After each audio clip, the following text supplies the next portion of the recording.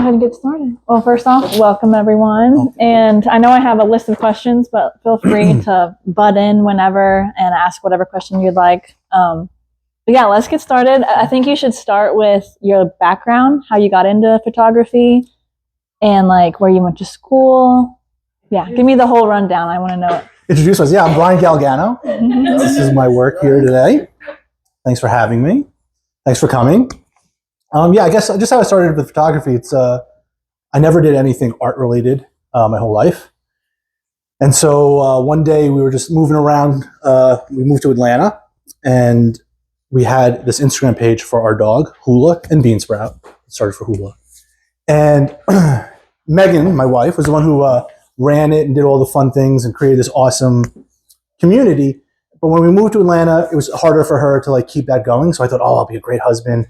I'll do all these cool things. And I'll take pictures of dogs. I'll keep this community going. Oh, she's going to love me. And so I would take pictures and I'd bring them back and check, oh, that's cute. Take pictures, bring them, oh, that's cute. And so one day I was like, I don't think that you really mean, oh, that's cute. She's like, well, they're cute because they're our dogs, but they're not good photographs, technically. Because if you don't know, Meg, even though she does like math for a living, she went to school for art. So she knows what she's talking about. And so I took some classes and I just really fell in love with taking pictures of my dogs. And I turned that into my pet portrait business. And then these are some of the things I do on the side. Mm-hmm. I went to Hofstra. I love Hofstra, but it has nothing to do with anything. Okay. Go Hofstra.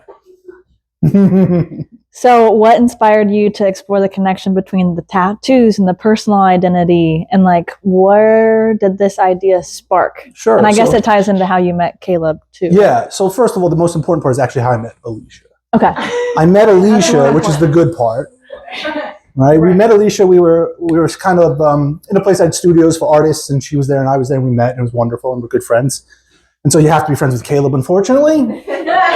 And so, one day we're just hanging out and they had this amazing gallery and Caleb's just talking. He's like, hey man, you want to, do some pictures of the tattoos, do something cool with that. Like, let's make this thing happen. And really it's all Caleb, like Caleb's like came to me, just had this, well, he came to me with the idea, but what we created was like together. It was really just started from nothing. Honestly, just the idea of taking pictures of these sick tattoos that Caleb does. We just sort of like, it was like a real collaborative effort to like get it to the place that it's at now. I really wanted to bring in this like sort of surrealistic aspect because I think it really complements his tattoos. And, Caleb was there the whole way. He was at, every single one of the sessions that we did. And he was right behind me telling people what to do if he didn't like what I was telling him to do. So it was good times.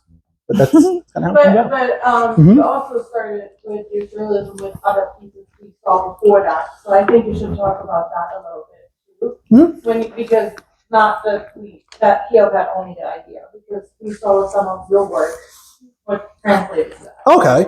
Yeah, I mean, so I have some other, like another body of work that I'm working on. It's a personal project where I'm like exploring memory and addiction and things like that, and creating images that are how I see my memories.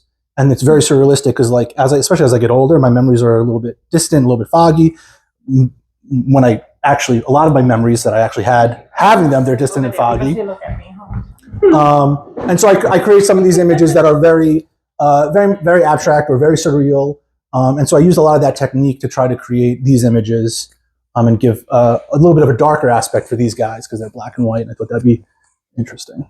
Mm-hmm. So whenever you picked the clients, did you have a lot more? Like, how many did you have lined up, and how did you pick which ones you wanted to photograph? Caleb lined them up. I mean, it's kind of impossible to pick a client of Caleb's that isn't a fantastic piece of art. So it wasn't really a problem there. And so whoever, that was Caleb. All Caleb was who he brought to me. And then I would, just have a session with everybody and try to, feel out what they thought of their tattoos, what they thought of their experience with Caleb and where they're at, and sort of try to create that aspect here. Do you have a favorite story of one when you did the shoot? What translated to that? To make the photo more... Is there a personal story with the person, the tattoo, and with you in the studio? I don't think I have like a favorite like that. I think that...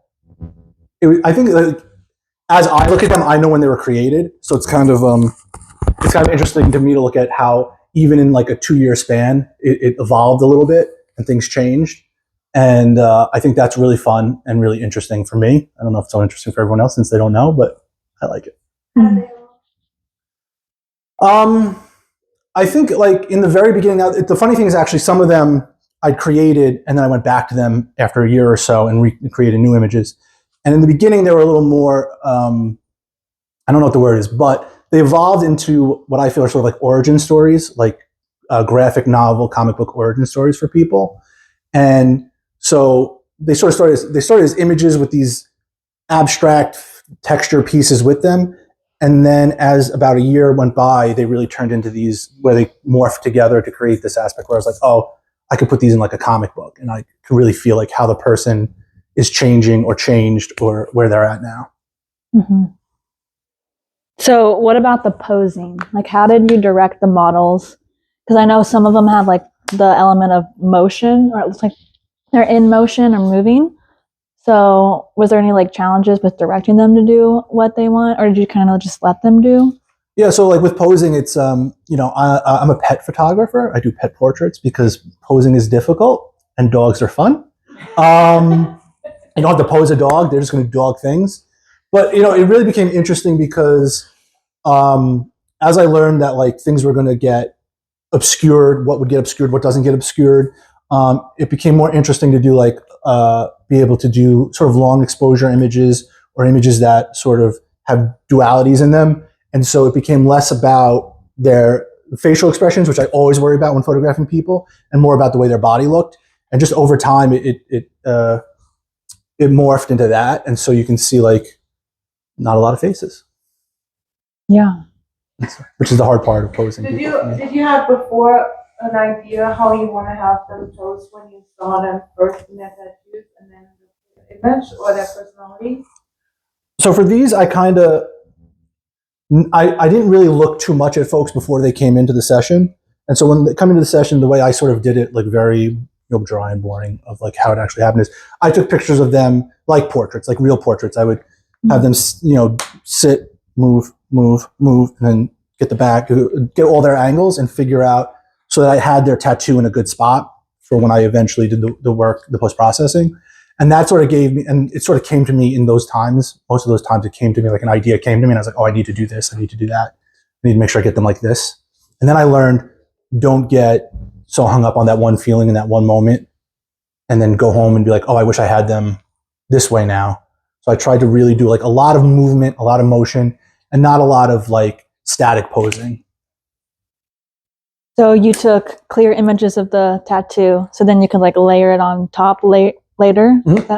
Yeah, so like for most of the images are 2 or 3 images in some way combined, some of them long exposures. And what I made sure to do is have the tattoo in a couple positions that I knew would work very clear, very concise, very exactly how I wanted them. And I was able to like put them in with Photoshop. I'm able to put all the other stuff around it, but keep that protected so you could see clearly. And then what about the physical environment? Because I know you said you had like a black backdrop for all these, right? Not all of them, most of them. For some of them we did, Caleb and Alicia have a studio at the B complex. The B complex has this really sick building that has like all these textures, all these walls, all these doors, all these windows. So we used some of them there. Unfortunately, we weren't able to get that every time. Not unfortunately, just in general, we weren't able to get it every time. So usually it was just like a studio session where I would just, as if I were doing headshots for someone or even pet portraits or just general sessions. But there's a lot more moving around. There's a lot more me being ridiculous and like laying on the floor and doing silly things than I would usually do. And then like this one though, he's not in that physical environment, right? No, he's not. That's Photoshop. So that's Berry College. Not that that matters. But. So this one is the physical. That is the physical place. And he did lift that. And he did lift the boat chain. And I had him lifting that boat chain. He goes, hey guys, do you want me to lift this? And we're like, yeah, because me and Caleb. And he's there for like 15 minutes. And eventually he's like, hey, you guys know this is heavy? And I was like, oh. And so he puts it down. I go to pick it up. And like each of those links is like 40 pounds. And he was just standing there the whole time without telling us that it was heavy. I had that up because I had it before. And I wasn't there, but I was there, and we tried to move it a little bit, so we moved something for a show, and I'm like, how the hell did he even lift this? It's so heavy. Poor guy. Yeah, that's crazy. So where you Photoshop, how did you decide what to put like this guy into? So it really depended on the tattoo and what the tattoo was about and saying. I really felt like, for this tattoo, it's a very, it's a religious tattoo, and I want to make sure that like iconic. Oh boy, I went for a word I didn't. Iconography was there. And even there's one up front of him as well that I like as well. That's also very religious in nature. And when I actually had gone to like Berry College like a year ago, and I love taking pictures there, and it just hit me that like, oh, this is going to work well. Like this is what this is about. And I like it a lot, actually. Yeah, you can't. I had no idea he wasn't actually in that location. Like Yeah, it looks like that's because of my wife. My art director told me I needed to change something down here that is no longer there. Just give helpful feedback. Are there any that you didn't do that are not layered images? Yeah, the one of I don't know if I should say people's names, but the one over there of Helen of her arm, that's a double long shutter speed, slow exposure, double exposure. So it's 2 images in camera, and that's what it looked like with a little like Lightroom editing, obviously, just for like exposure. All the other ones are a little bit.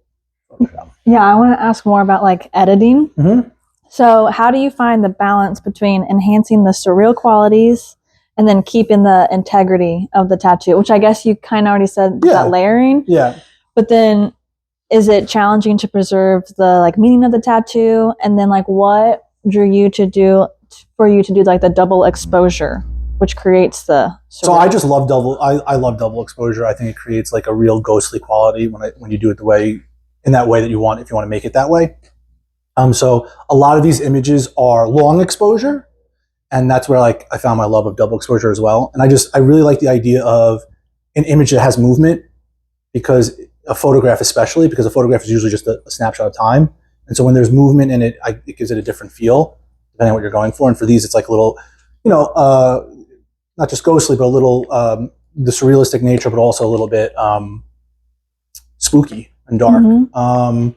Which, and then just with regard to like keeping some integrity to the image, you can kind of tell when you're working and you're playing with it and you're like, oh, I've gone too far. Or you have a Meg who will tell you, oh, you've gone too far.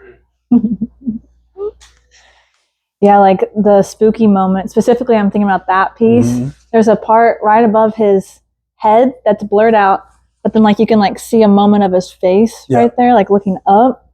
And there's like little stuff in like Helen's too that you can like see. Yeah, Helen's I like a lot. Chef's kiss. Yeah. Yeah, does anyone else have any more questions about the model poses or editing? Yes, welcome congratulations. Thank you.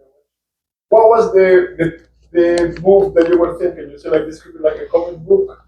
Oh, I just meant, you have like a story or something that where you put those pieces together? As I started doing them, I just sort of meant in general, like the idea of like, how I always think back to like, my hand like that. I always think back like, when Spider-Man gets bit by the spider, and so all of these just felt like these moments in time where people became superheroes or supervillains in that comic book, where it's that one frame of the comic book where it bursts out of the frame and it's like superhero, yeah, or evil, ooh. And so I just felt like they could be like that. That was my hope. Thank you. Yeah, didn't you have like a whole like light versus dark concept too that you were playing off of? Yeah, so a lot of them, I was playing with that a little bit. I think that you can see it, but I didn't set them up that way. I set them up a little bit differently in the show. You have one that you feel like is most super villainy, and one you feel like is most superhero? I don't want to do that to the person who's the super villain. That's excellent though. Yeah. The most super villain? Yeah, I think. Alicia has one. Which one?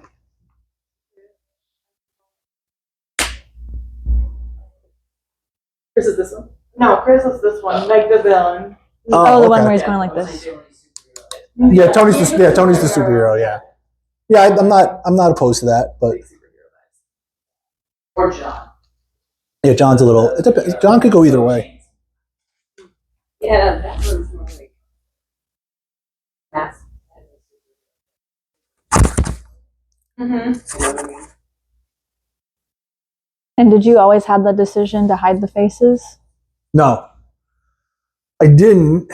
I didn't, and then I did. I didn't, and then the large piece over there with the arms, Mhm. the way the leg came out is sick.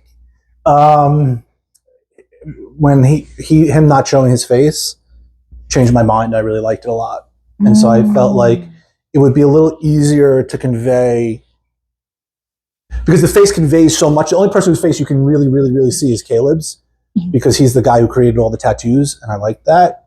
But I felt like if you saw their faces, that would convey another emotion outside of what was being conveyed by the actual photograph.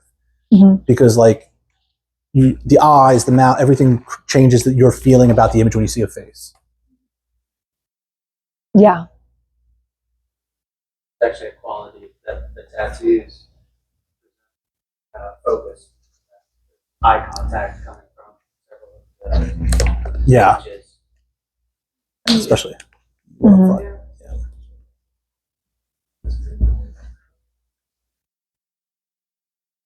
So, given like the blurred or hidden faces, how do you direct your subjects to create that kind of like expression or movement? And then, what role does the body language play in conveying the essence of like? Did you talk to each person about their like the meaning of their tattoos, and did that like inspire the poses? Some people talked about it. They talked about it. I didn't like have like a set of questions to ask before we start taking pictures. But what was the question besides the part about? Did you have a question besides the part about the? Yeah. So like basically, when you were directing How them, did I direct them? Mhm. Yeah. So I told it depending like so for any of the sort of long exposure images, I was just like move. Mhm. And I would see what would happen. I'd be like, okay, I want you to move like this. So I actually mainly just redid the poses that I wanted them to do, the slow motion stuff, because I think like and then I would show it to them, and when people see it in the camera, they're like, oh, that's what happens when I do this. Then I'll do, and then it was like a collaborative effort. I really think for a lot of the slow exposure stuff, and then for some of them, I just want like the static ones. I was just like I gave lots of directions and took a bunch of pictures. And then came to one that I really liked, which is pretty much how I work with posing for this, because in the end, the pose is may not be as important as where the tattoo is in the image and where the motion comes from the image. Like even though the Nosferatu has no real there's very little motion. There's no motion to the image the tattoo. Mm-hmm. The motion comes from sort of like the rest of the picture. Yeah. And there wasn't a lot of need for like direction on that. Yeah. So it really just comes down. It's kind of like pretty organic. Yeah. Just kind of like. I'm going to use that. Organic. I'm going to say that later. And then I'm curious, do you have any what are your influences? Do you have any photographers that are you're influenced by in general? In general? Mm-hmm. Oh, these are hard questions. In general. I mean, if not, it's fine too. I don't none for this really. What I drew inspiration from here, and man, I can't remember the name. Caleb. Scary Stories to Tell in the Dark. Yeah. That guy. Caleb was talking about how much like that he likes that work, and I drew a lot of inspiration from there. And then there's a painter now. The name escapes me because I'm nervous, but I'll write in the notes. Oh, so like I'll put in the comments. So photographers like get inspired by like painters too, Oh, just for like sure, that yeah. in general. Mm-hmm, mm-hmm. Yeah. Caravaggio, is that what it is? Yeah. I mean, there's a number of painters. There was, I mentioned Stravinsky, the Polish painter, there's surrealism. Yeah, it was Galgano was really, yeah. Jeffrey Scott was another one that I used on you. Yeah, Caleb had a lot of like, I mean, you see what Caleb does sometimes, and you can really get some inspiration for some dark, creepy stuff. Anyone else? I even There we go. Well, I have a quick question as far as like, were any of the pieces in color? Like, well, obviously they started out in color, but did you produce any of them in color, or was the idea just always? The idea was always black and white. You can do them in color. I have a couple that I liked in color after I made them in black and white. Megan was like, "You should do these in color." I'm like, "It would never work." I was like, "Watch," and I hit the button, and immediately it was like, "Oh, that's actually pretty good. That's actually pretty good." So I think like because all the tattoos are black and white, we kept it black and white. But if a tattoo or color, we could do something super interesting with color work. Are you exploring that idea right now? I am exploring that idea. Yeah, absolutely. I would love to set up this thing as like sessions for other folks. Like that's kind of like the dream, the plan is to, have an opportunity to like do this on a smaller scale, so to speak, where you could just do it for a person, just like a headshot, just like coming in for a dog portrait. You can go bigger and do it for bands and music. And Oh, I film. can see that. Well, I told him at the very minimum, you should at least take all of the clients and take a group shot with everybody in an industrial setting. I think that would be very cool to have everybody in one shot. Set it up. Let's do it. That's gonna be a tough sell. Yeah, I know. That's what I'm saying. That's what I'm saying. We'll figure that out. Yeah, because you basically have like amazing photos of your entire portfolio at this point. Yeah, Like I mean, this is not quite everybody, but this is a lot of represents a lot of the top of the portfolio, like a lot of the people that I don't know. I have a question. There are a couple people that like 2 weeks ago, I was like, "Oh, what are we doing? Why don't we have these people in here yet?" Because I just got them done. I just got them done. I think you should build on it. But do you also do film? Would you be interested in doing something like that with motion? I don't shoot film photography. But would that be something you would be interested in?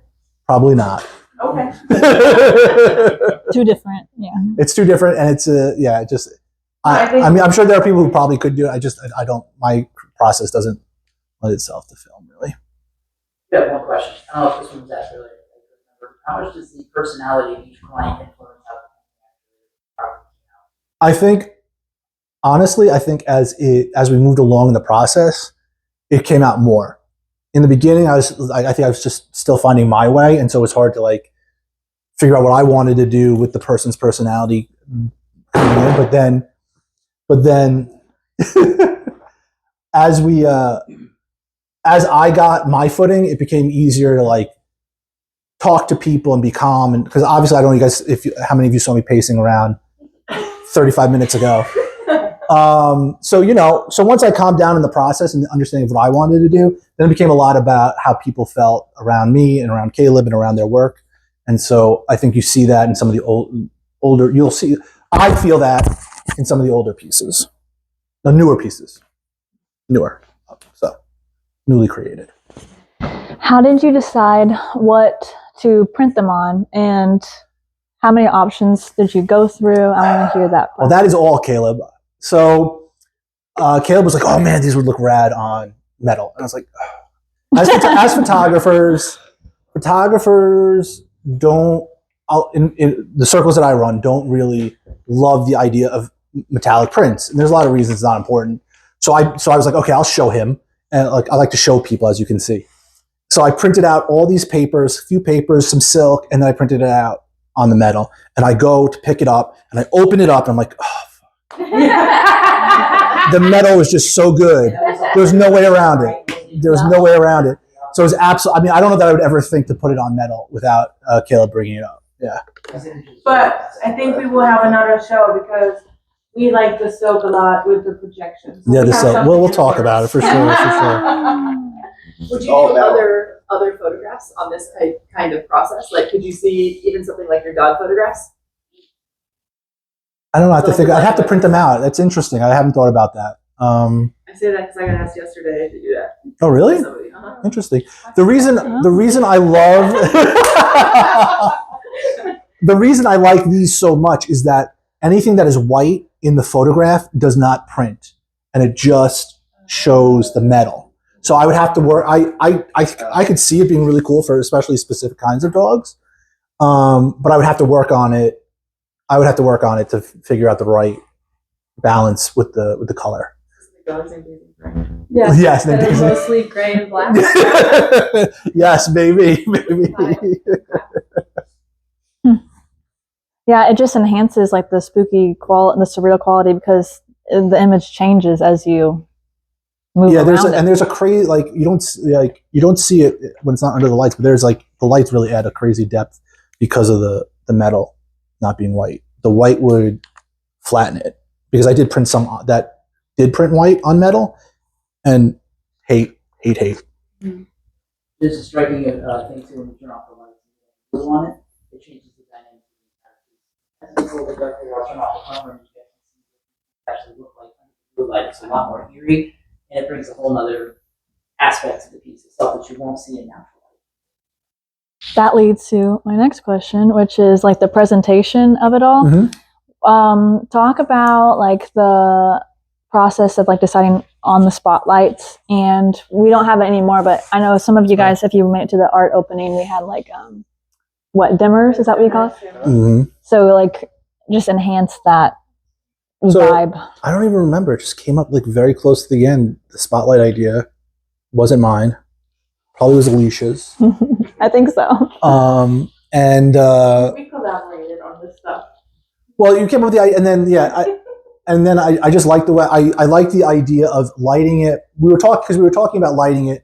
I want to light it in like a different way than top down, like everything else gets lit, because I felt like top down is very not artsy, but very commercial, and I wanted it to have like a different feel. And lighting it bottom up was a really cool idea, and I came out really cool. I loved it at the opening, and I thought it really added something to it. And then was blue significant in any way, or you just? I didn't like, so because of the way the lights that we have, the blue. I didn't like the white, because the white gave like this yellow warm feel, even though it was white, and obviously that's not what we're going for. And the blue gives a really great, like moody, like it adds to the darkness. It adds to the mood. I agree. How do you decide what texture? Like, they have built-in textures, right? And some of them kind of look to me like water, and some kind of patches. And there's some trees also. So I'm curious how you decided which. I go out and I take photos of things that I like, that I think will be cool textures. And so like these are individual photos that I took that are then later onto the photos I took of the people. And they are, some are trees, some are water, some are all different things. Some's like just a piece of metal. Is your process just that you try it out until you find, like, you work with the photo and figure out It what used- works with each image? It used to be, and now I kind of, I think you start everything, you just start out with like trial and error and failing a lot. And then now I have a concept. I know what different colors and different textures will do against different colors and different textures, since I've taken so many photos and putting them all together. And so like, I oftentimes now go out, and it's kind of like, I have to like put it out of my mind, because I'll be like, I want this specific thing, and then I'll never find it because it's not there. And I lose the joy of just taking the picture to take the picture. So I try to forget that I know how it's all going to react, so that I can get more pictures and get more ideas. Because sometimes we learn too much about the very specific thing that we're doing, that then we don't explore or expand what we're doing. Boring. So like, you can go ahead. So then with this one, this was all then exploring new things, because you went from totally different test portraits to. Yeah, obviously I've never done anything like this that's sort of like the dark, or even the texture is very metallic or very jagged or very rough. So yeah, these are all very, very new things. Like, I've just been taking pictures for like 2 years for this, and I think it came out okay. So like, how do you think this has influenced like your development as an artist, and what direction are you considering going now? Well, I think, one of the things is I love doing this and I love tattoos. Tattoos are like, I have a lot of tattoos. Well, not a lot, depends on subjective. I have many tattoos. And I feel very strongly about my tattoos. And I think other people feel strongly about their tattoos. I'd love to keep exploring that and making things that maybe they don't have to be so dark. They could also be outside and sort of like in the forest or on the mountains or whatever, just to like bring out that aspect of their lives. Because like, for me, it's important just to keep growing, but like I was saying, how we keep growing, but the tattoos stay the same, and then we have to just look back on them. And I'd love to explore that more in color, because that's what I always love. All my tattoos are color, and so it's just an interesting thing. And I also, just in general, I just think, like, honestly, like, I have these now. I feel like I have these 3 ideas that I love doing, which I'm pretty lucky, right? I do the pet portraits, which is just the greatest thing in the world. And then I have a solo project, a personal project that I really love, that Alicia and I were talking about just now. And I have this, and I think that, like, that's a lot of like creativity for me to keep going. So I gotta work on that. So it's almost like I gotta keep that energy going. So I think it'll be interesting to like branch out and see like things in color and things like that. So maybe you'll photograph like more people. You think it's kind of put your Or you can get dog tattoos. There you go. Ideas. Could call out for only dog tattoos. That'd be We can great. start with you because you got a big one. I do have I have a big hula tattoo. So and I think more people. I mean, I had a lot of fun. Honestly, like, I always make the joke that I don't like photographing people, but I love being around people, and I do love photographing people. It's just I feel super, when I take a photo of a human being, I feel a great responsibility. And for some reason, I feel that same responsibility for taking pictures of dogs. I just think I'm really good at it. Like, I don't think there's anybody better than me at taking a dog. And so, like, I never worry about it. And like with this, I know there are people better than me at taking a photo of a human. So like, I really want to make sure I bring out all that everybody like my client or my model or my person wants from me in that image. And sometimes I overwhelm myself. I can see that. So with the dog portraits, did you see yourself as an artist or a photographer? There's a difference? I don't know. That's rude to say a photographer is an artist. But I mean, a lot of photographers don't call themselves artists. Well, those people are clowns. Okay. I agree. So you're saying you're an artist? Yes. And a photographer. Yes. Because there's a lot of people. There are. I know. I'm just, if I can't mess with you, what's the point? So what did this project you did here make you, in which way did have you grow as an artist? Well, I do think, like, every time I work with people, I get better, and so that's a big thing. Like I said, so that's one. I think, and I think that editing work in Photoshop, I think there's time and place for all of it. Like, I wouldn't do I don't do really a lot of editing almost to the dog photos, right? Because they're in studio. I got the setup, I'm doing the thing. This, I think, really helped me learn some skills in Photoshop that I could use for other photos, not just these, but like, just to clean up a photo to make it look better. So I learned a bit like that. And I also learned, like, honestly, if somebody had come to me and it wasn't a friend and said, let's do this, I'd be like, oh no, there's somebody else that can do that. So I learned that, like, maybe I should just trust if somebody was like, hey, I trust you to do these photos, yeah, let's do it. Let's see what happens. And like, I'm pretty good, I think. And so we'll be all right. Or we won't. And I'll still be all right. So you got more confident? No.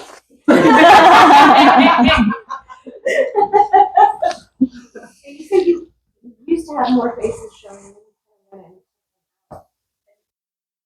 What do you think those ones versus? Well, they would be here if I liked them. I don't Yeah. like them. What do you think about shooting faces? Is it In this? Does it add more pressure? Oh. Yeah, I mean, like, so if you're talking about like photographing and having the person's face be in an image like this, like one's in here, I think it'd be really difficult for me. It'd be difficult because, like I was saying, it changes how a viewer perceives the image. Mm-hmm. Shooting like a regular photo of a face, I think it helped me get better at that, because like that person still thought that their face was going to be involved in some way, so they were like still cognizant of that, and so it still taught me ways to like let people be more relaxed around me because I am a bit of a weirdo, and I think that like if we're not the same kind of weirdo, it becomes very. You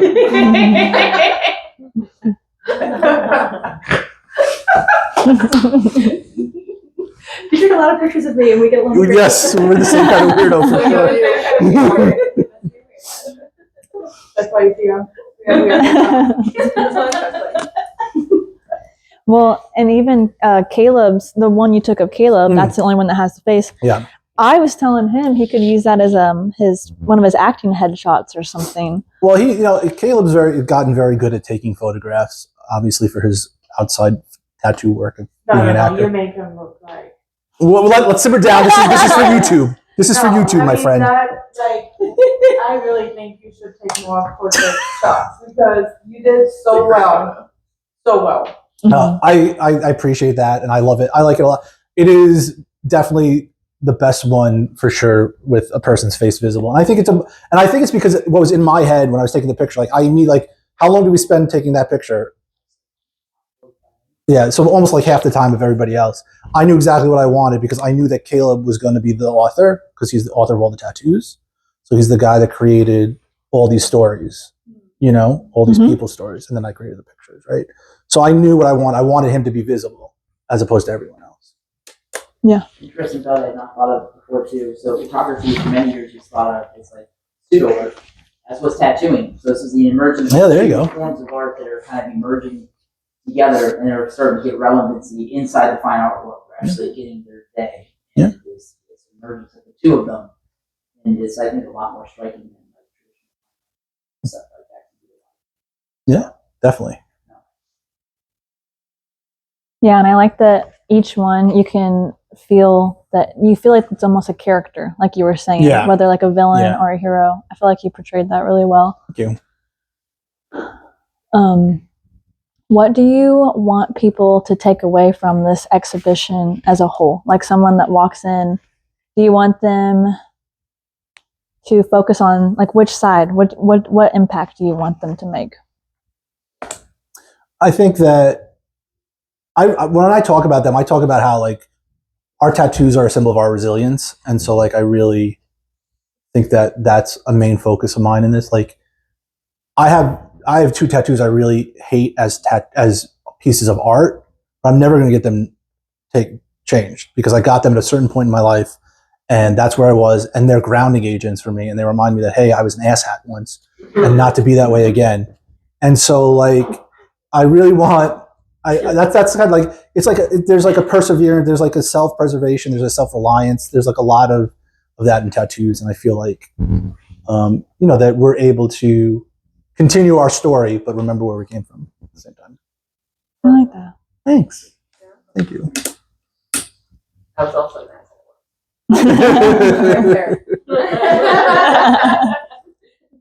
A lot of people make that. Some too. And I like that it's like tied in with because you're pretty tatted as well, so you have your own personal connection to it. No, that's okay. That's okay. You think I was weird before walking around? Wait till somebody gets a camera. Yeah. Oh yeah. All my headshots. 4 hours with Megan trying to take a picture of me. I cannot do the photographs of you when we have the workshop. No, yeah, I gotta do the model. Oh, when we do the posing? Okay. That'd be hilarious. That'd be funny. The piece of irony too is he has yet to do this. Oh. Now you have to. We should have done it at the opening. You could have been tattooing me at the opening. We can do it. We can do a closing show. No problem. That could draw a lot of people in. Right? I think. Did you have a question? Yeah, I was talking about that. I'm sorry. He's still trying to get me to get a tattoo. Could you articulate more about the memory part? You were mentioning that memory, losing memory, changing. Oh yeah. Reflect and remember. Could you kind of connect that? Well, Alicia had asked me about a previous body of work that I'd shown her before this, and it's hard to explain what it looks like without showing one of them. But it's what I did was I take photos. I take abstract, surreal photos that remind me of a memory I have from a long time ago and how I see it now, and that also changes constantly. And so, but that's not. But what's that project about? If you had to say 3 sentences about that one. Do you think I could actually say 3 sentences about anything? I believe in Can you. you say what? You can go.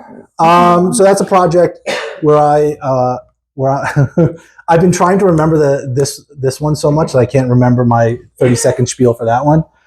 It's a project where I explore my memories in addiction and out of addiction, and just how those memories change over time, and how I don't like. If you asked me about a very specific day 15 years ago, and you asked me today, it'd be very different how I would describe it 5 years ago or 10 years from now. And so it's just an exploration of how our memories are corruptible files in our head. And so, like, Mhm. Have you redone any of the work after you had a shift in, like, your emotional? I haven't yet. I only started doing that I guess like 4 years ago now, 3 years ago now. But I haven't like redone any of the specific memories yet. That's a good idea. That's a good question.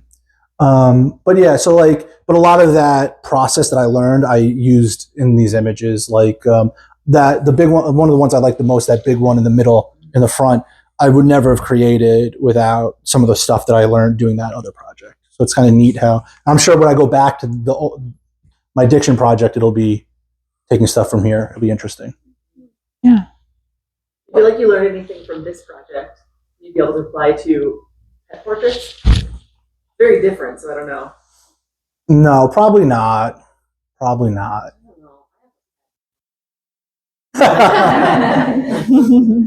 Well, I was bored the other day, and I did do Beetlejuice as one of these. We have a foster dog named Beetlejuice. Yeah. He's blind. If anybody wants him. I haven't decided if I want him yet. So You said that about each of your fosters. what? You always say that about your fosters. Well, this one is. Well, yes. Anyway, no, he will be up for adoption. Because I can't have. We have 2 dogs. I can't have 3 and then foster a 4th. It's just too much work for me. So he will be make up. a superhero photo. Beetlejuice. Beetlejuice is the man. That's a great idea. He's so good. What kind of dog do you have? He's a white shepherd. Ooh. He would just look really That would be a cool. good one. Oh my That would be a good one. gosh. That would be a good And one. he's very photogenic. Unlike There his you go. parents, both parents. Already sounds like a You could do dark forest vibes in that one. Yeah. I was thinking because you said like the white doesn't print, Mhm. it's actually metal. My whole dog would be metal. Oh yeah. Shiny silver. Oh, that'd be interesting. That would be very. That would be interesting. You might be getting some requests after people see. actually uses breeding. Mm. That was Ghost. Yeah. Makes sense. Oh. You would have That would be neat. Yeah. That would be really neat.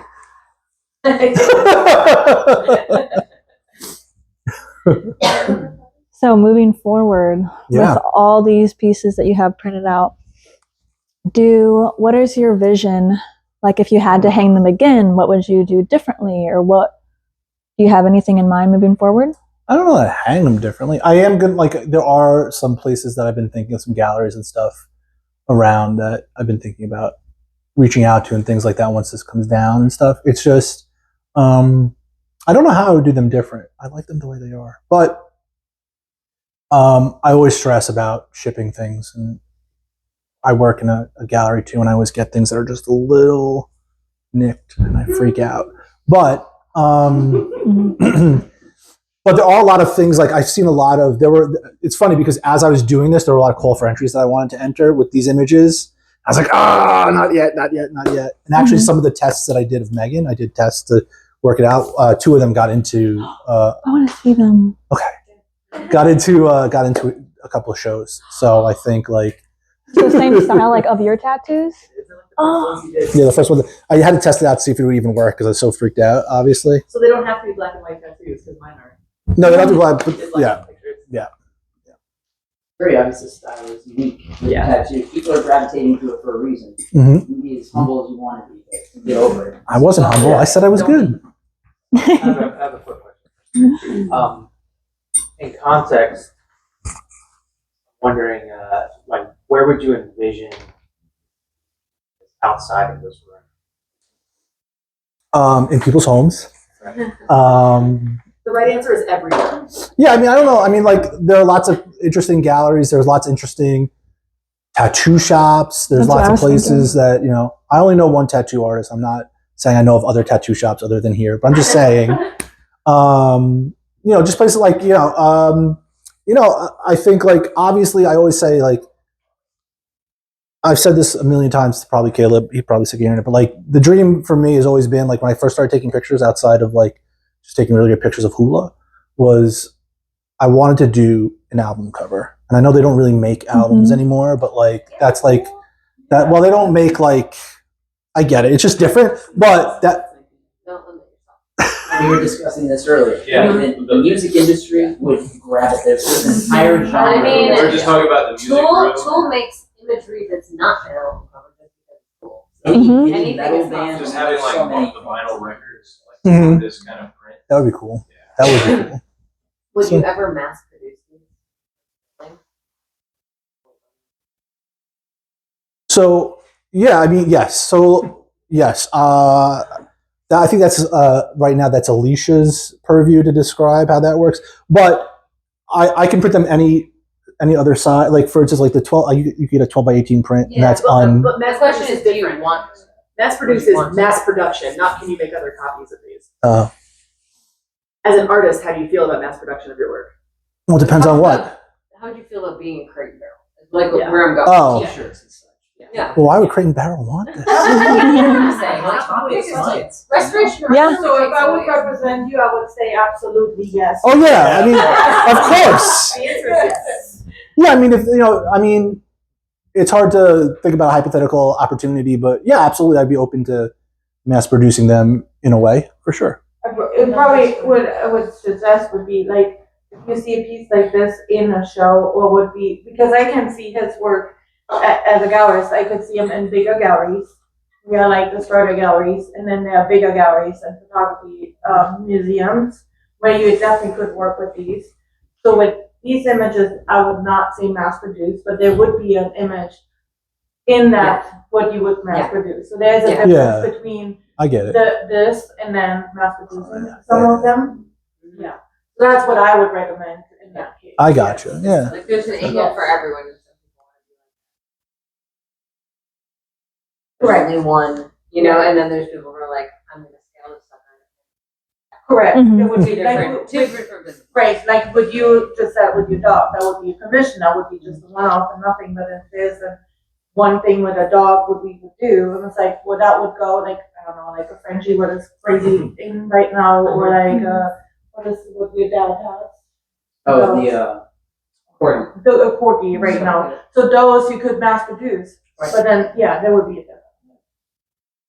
I love the aluminum. I mean, I know we've already talked about this before, but essentially you get the photo, there's already multiple photos essentially captured or moments captured, but also you get additional depth depending on the angle you look at. Talk about with blue lights. Yeah. So you're getting so much more. Yeah, it wouldn't happen with the paper. But even the paper prints you have in there, they're The metallic. metallic paper prints, yeah, they have a cool feel That that is reflection. different. Yeah, it reflects the light in a way that the regular pigment print doesn't. Stephanie, you had this in front of one for 4 hours today. Did you notice more things as you looked at it? Does it become more immersive as you stare at these And things? honestly, that one specifically Yeah. became more humane. Yeah. Like when I walked by it, I was like, that's cool, a little creepy. I like it. And then you sit there and you look at it and you're like, oh, you can see what his face was doing. Mhm. Which I thought was really cool. And it was a little bit of sadness. And I liked it. I liked it because it was dark, but it was a lot of human element. I think that highlights something, right? That, you know, really, it kind of captures, you know, kind of your emotional state at that particular time, how you actually see it. How you feel as I see the images. Yeah. It's really good. I I've like seen that. this in 2 different ways. Sometimes he's screaming for help. Sometimes he's up to no good. You know, it's both. Yeah, I'm curious if anyone else has like a favorite or a certain interpretation. Oh yeah, like this one, I see angel wings. Yeah. It was really cool. I was there actually when it was shot, how she was moving, and how like I don't even know how to say it. It was really cool, and then seeing it because I saw how she was like slowly moving. Because this is not double exposure. It's like slow. What is it? The technique on that one? Because she just was moving, right? There's a little slow exposure, and then I flipped them. Yeah, I told you not to bring up that I flipped them. No, That's what she I said. She with said it's long exposure. the- That's what You she said said. it. I said flip. I brought it up. It's long exposure. It's long exposure. Yes. Yeah, it's not a double exposure. No, it's a long exposure. Yeah, Long it was really exposure, cool and to then- see how, and then seeing the finished product. How you should make a video how you do a shoot and how it looks. I like Yeah. it. Gallery opening. Yeah, it was so cool to see how she was moving, and then how it was in the camera, and then how it was finished. Given that she hated it until the final moment, had to be brought together in the last minute, and you were just like, No. Wow. No, because because they all took a while to put together, and there were only two images that were sort of close to the end that I hadn't decided on, close to the end before we had to have them printed, and both of them are people's favorites, so I know that they weren't a problem. There weren't any. There were some that were hard. There were some that were hard to make and took me a while, but Caleb gave me like 2 years to start, so it was like we had a lot of time. So why were they hard? Well, I think a lot of the earlier ones, I couldn't bring people back in for a second photo shoot. I would have loved to have done that. It was just too hard to get everybody together and get everything done to do that. Because like, especially early on, I learned so much going through the whole process that I was like, oh, I really wish I could have done this kind of thing with so-and-so, And so like, so it just became hard because my earlier images were a little bit limiting. I think, funny enough, it was kind of like John's were easy and almost like psyched me out, thinking, oh, this is going to be, I got this. And then the next two were a little more difficult, and I realized that I didn't do enough. There wasn't enough unique images that I created. I got too keyed into one kind of idea for that person, and then I was sort of stuck with that idea. And I thought, oh, that wasn't so smart. And so like, and then I learned from that, and then like the rest became much easier. Try to play more. Yeah, I started to take more images in different positions, like different poses, positions, like movements. So yeah, and I think most of them have arms and not legs. The legs were particularly a little difficult to do, to get what I wanted and to have the leg really be crisp and clear and in focus and still tell a really good story, because you have to have the rest of the body too, and so sometimes you could kind of, with just the arms or stuff, you could kind of cheat and not have a full body, and then it gives you a lot more opportunity to do some weird stuff. one of the most popular ones has the legs in it. Jason's. Yeah. It's prominent with the legs stepping forward. Jason, Yeah. Jason's, if I had a favorite, which I don't, the way that I think Jason's is kind of like my emotional favorite, because I printed that. That's the only one I ever printed large before I printed all of these large. And I printed Jason's, and that tattoo on his leg is like an actual portrait of a person. Like if you cut that out and you'd be like, oh, that's a really cool headshot, which is insane to think that that's just, not even a foot of 5 feet. And so it made me feel much calmer about printing. And so it was like my little security blanket. For your models, were they volunteers, and did you deliver some images? Yeah, so Caleb picked them all out, and they were volunteers. I did give them images if they asked. Some of them I gave like for the internets. And also, we forgot on opening day, I had stuff for them, and we didn't give it to them. I had little 6x9s. Oh yeah. Yeah, no, I'm just saying, I completely forgot. I put them in the drawer and I forgot.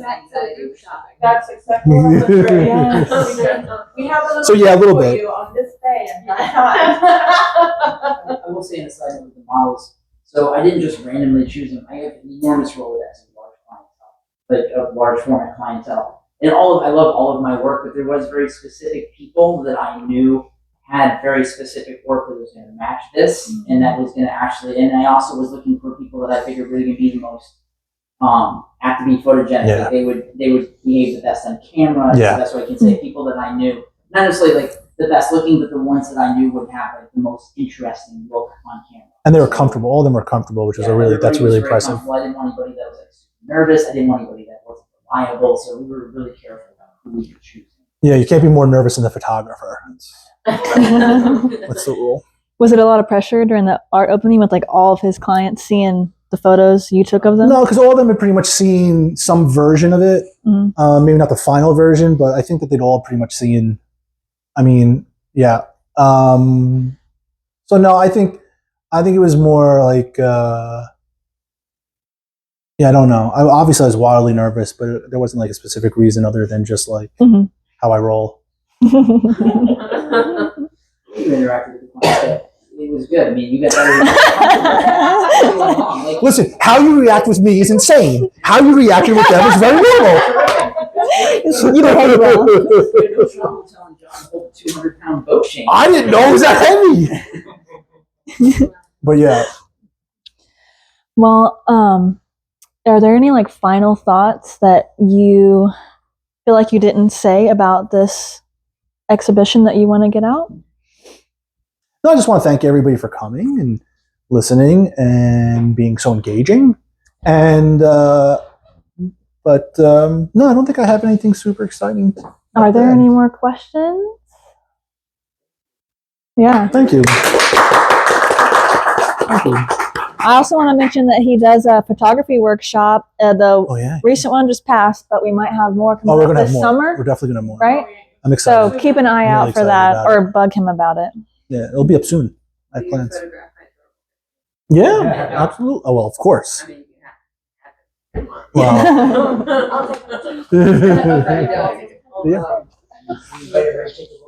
Yeah, take a walk around. Let me sneak into the restroom real quick. And I can give you his card too. Oh yeah, definitely. I'll be, Yeah, because he did some of my